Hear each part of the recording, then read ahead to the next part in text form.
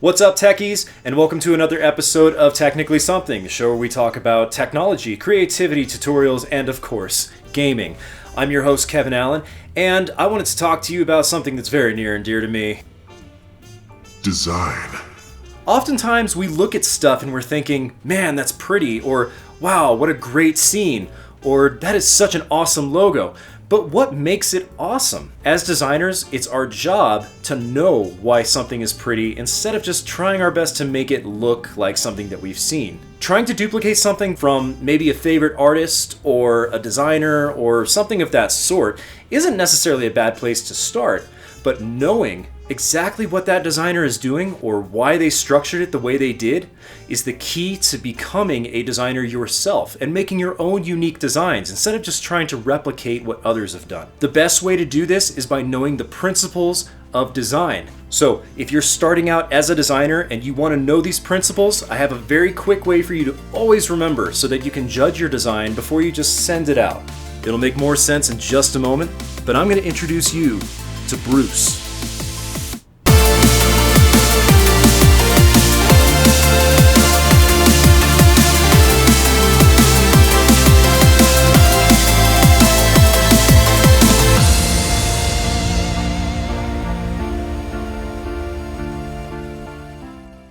So the first thing we're going to talk about is who Bruce is. Bruce is balance, rhythm, unity, contrast, and emphasis. So the first thing that we're going to focus on is balance. You have different types of balance for different types of designs. It really just depends on what you're trying to convey or what you want your viewer to feel, which will be something that we'll talk about down the road, but let's just stick to the principles for the moment. In design terms, balance can be summed up as the visual weight in a composition. So it's basically how heavy something looks. It's the act of arranging visual elements in a manner that fulfills the design's purpose. The first type of balance that we're going to talk about is symmetrical balance. Think of symmetrical balance as mirrored balance. It matches in scale or number, and it's organized in a way that evenly distributes all of the visual weight down the center, or even horizontally, as long as it's perfectly matched on the bottom, the top, or the sides. The next type of balance is asymmetrical. So whenever you think asymmetrical, think of things that are off balance. You'll have things that are possibly angled, or they won't be distributed evenly. You'll have visual weight that's strewn about the design in a manner where small pieces are floating off by themselves, large pieces may be clumped together, and the scale and number doesn't necessarily have a quantifiable pattern. Asymmetrical designs generally give our viewers a sense of tension or unease. For any of my film buffs out there, you guys may know about something called the Dutch angle. And the Dutch angle is more or less something that is used in film to give the viewers a sense of tension or unease. It's a really cool technique to use. It's all over the place, whether it's in comic books, movies, or even designs. It's just something that's supposed to spark attention. And asymmetric designs are generally more eye-catching because they stand out in that way. The last type of balance is radial balance. Generally, radial balance is a great way for your viewer to know exactly what the focal point is, or what they're trying to pay attention to. Using a combination of radial balance, symmetry, or asymmetry is a great way to guide your viewer's eye exactly where you would like them to go. The next principle of design is rhythm. Now, you might be asking yourself, how can I add rhythm visually?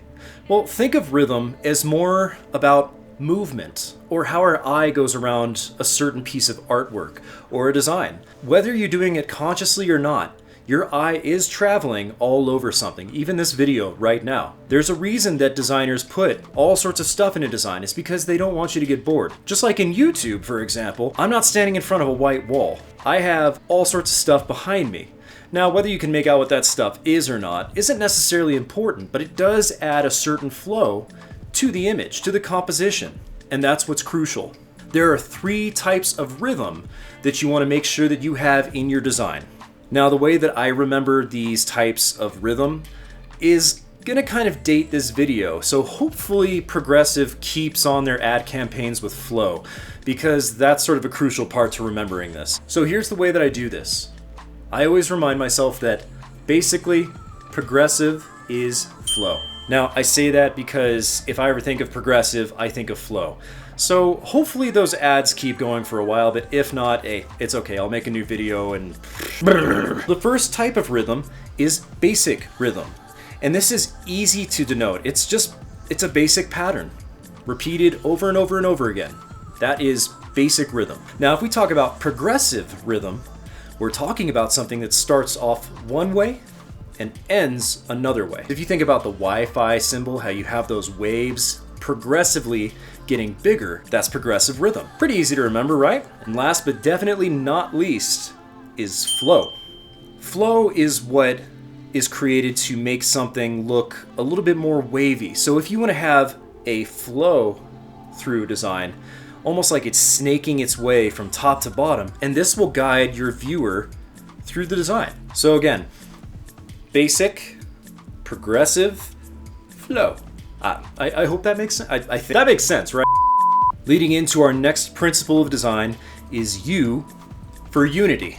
This one is pretty self-explanatory, but it's probably the most important principle you can stick to while you're making your design. The best example that I could think of for unity is kind of out there, so stick with me. Okay, so this is going to be a Star Wars reference, so I hope that you guys have seen Star Wars, but if not, just take the general idea as we go. So the very first 3 Star Wars that came out in the 70s and 80s, those were an example of unity because they all had the same feel, the same aesthetic. They had the same sort of story, the same plot, same characters, and audiences had a general idea of what they could expect when they went in to go see a Star Wars film, especially by the third one because they had built an idea of unity for the Star Wars franchise. When the prequels came out, The Phantom Menace, leading up by all the other ones, the Clone Wars, etc., those had a very different feel to them. They were still Star Wars, but they had a new design aesthetic to them. They had CGI, more politics involved with them, instead of the adventures and the struggles that the characters were going through. It was basically like watching Congress instead of somebody going on an adventure. And this didn't sit well with most people, and that's because the idea behind Star Wars, the unity of that movie's design, was broken. Fast forward to the most recent films, and you're starting to see a combination of things, but it's because of that unity that was in the original films that the new directors thought, hey, we should do live action props, we should have puppets, we should kind of go old school.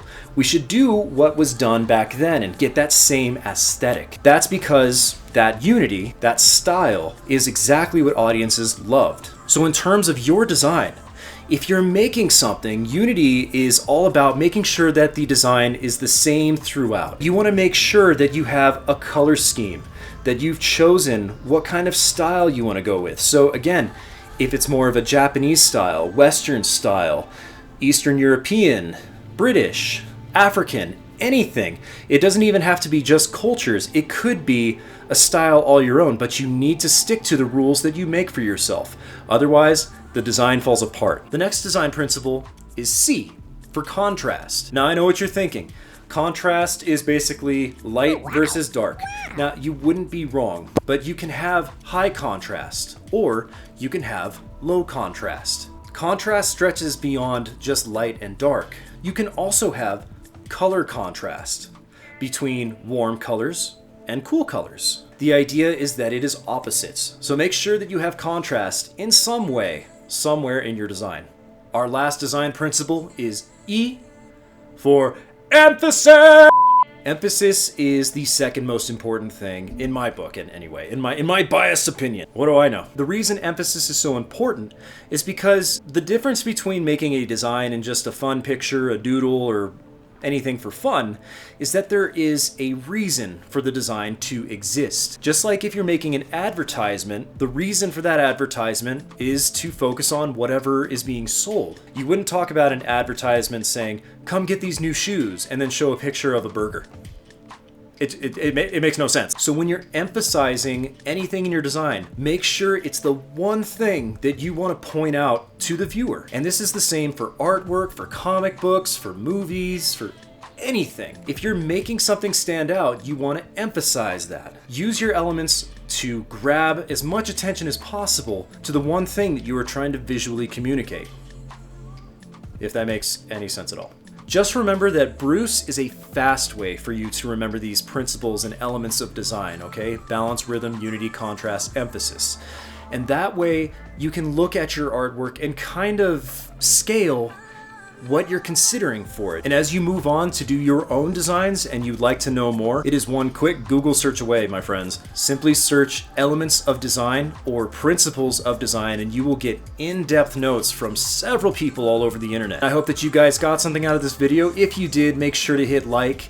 Leave some comments below on what you think. Have you heard of other elements or principles of design not covered here that help you out? Please let me know down there. Also, as of this video, there is now a Technically Something website where you can go and check out everything about the show, myself, and even find some merch. I'm still designing t-shirts as we speak, but I have a few basic things up there right now if you're interested. And there's also the blog on the website called Thoughts and Things, which are just things that bubble up in everything that just bubbles up in my head that I kind of want to share, but maybe don't want to make a whole video about.